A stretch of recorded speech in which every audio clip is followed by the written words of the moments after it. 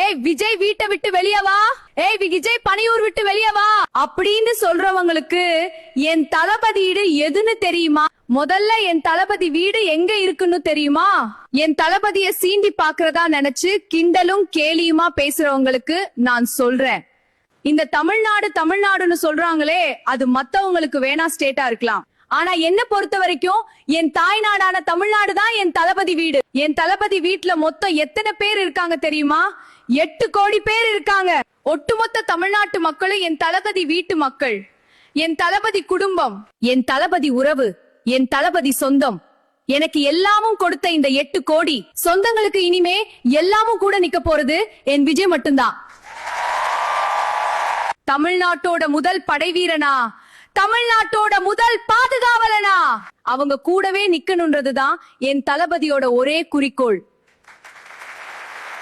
இன்னைக்கு இந்த உங்க விஜய் உங்ககிட்ட ஓட்டுக்கிட்டு மட்டும் வரல, உங்ககிட்ட நீதி கேட்டு வந்திருக்கிறார். ஆக்சுவலா உங்களுக்காக நீதி கேட்கறதுக்காக தான் அரசியலுக்கே வந்தார். என் விஜய் என்னங்க தப்பு பண்ணா? தன்னை நேசிச்ச மக்களுக்காக அரசியலுக்கு வந்தான். அது ஒரு தப்பா? எல்லாத்தையும் ஒதுக்கி தள்ளிட்டு மக்களுக்காக மட்டும் வந்தான். மத்த கட்சிகளுக்கு எல்லாம் மாநாடு நடத்தவோ பொதுக்கூட்டம் நடத்தவோ பர்மிஷன் கொடுப்பாங்க, ஆனா என் தளபதிக்கு மட்டும் கொடுக்க மாட்டாங்க.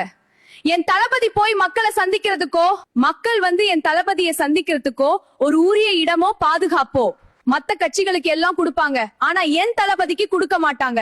இது என்னங்க நியாயம்? இந்த SOPன்னு சொல்லுவாங்க, அதோட full form standard operating procedure. ஆனா என் தளபதிக்கு மட்டும் அது ஸ்டாலின் சார் ஆபரேட்டிங் ப்ரொசீஜர். இது என்னங்க நியாயம்? என் விஜய் உண்மையானவன்னு உங்க எல்லாருக்குமே தெரியும். நமக்கு எதிராக சதி செய்யறது யாரு? நமக்கு எதிராக சூழ்ச்சி செய்யறது யாரு? நமக்கு எதிராக பழி போடுறது யாரு? யாரெல்லாம் ஒன்னா சேர்ந்து இதெல்லாம் செய்யறாங்கன்னு உங்க எல்லாருக்குமே தெரியும் உயிர்களே. அதனால என் சொந்தங்களா இருக்கிற உங்ககிட்ட வந்து நீதி கேட்காம வேற யாருகிட்ட போய் கேட்பார்?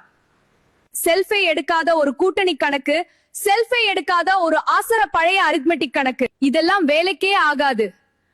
ஆணித்தரமா அடிச்சு சொல்றேன், காசு கொடுத்து ஓட்டு வாங்கிடலாம்னு கனவு காண்கிறாங்களா? அதுவும் என் விஜய் வந்ததுக்கு அப்புறம் நடக்கவே நடக்காது. வண்டி வண்டியா கொண்டாந்து கொட்டுவாங்க. 1000, 2000, 3000, 400, 5,6ன்னு சாமி மேல சத்தியம் எல்லாம் வாங்குவாங்க. அப்படிதானே இத்தனை வருஷமா உங்களை ஏமாத்திட்டு இருக்காங்க. வாங்கிக்கோங்க, சந்தோஷமா வாங்கிக்கோங்க, எல்லாம் உங்க பணம் தான். வாங்கிக்கிட்டு அவங்க காதுலயே விசில ஊதி அனுப்புங்க. எப்படி? அவங்க செவிலையே விசில ஊதி அனுப்புங்க. அடுத்து நம்மளோட ஜென்சி இளம் தலைமுறையினருக்கு ஒன்னு சொல்லணும்னு நினைக்கிறேன். இந்த பணத்தை கொடுத்து ஏமாத்தி ஓட்டு வாங்குகிற கலாச்சாரம் ஒழியணும். பணத்தை கொடுத்து ஏமாத்துனா ஏமாறுவீங்களா? உங்களை தான் கேக்குறேன். கேட்டுச்சா சார்? இனிமே நீங்க கொள்ளையடிச்சு வச்சிருக்கிற பணம் எல்லாம் வேஸ்டா போக போகுது. குப்பையில தான் தூக்கி போடணும். உங்களுடைய இந்த ஊழல் ஆட்சியையும் மக்கள் குக்கையில தான் தூக்கி போட போறாங்க.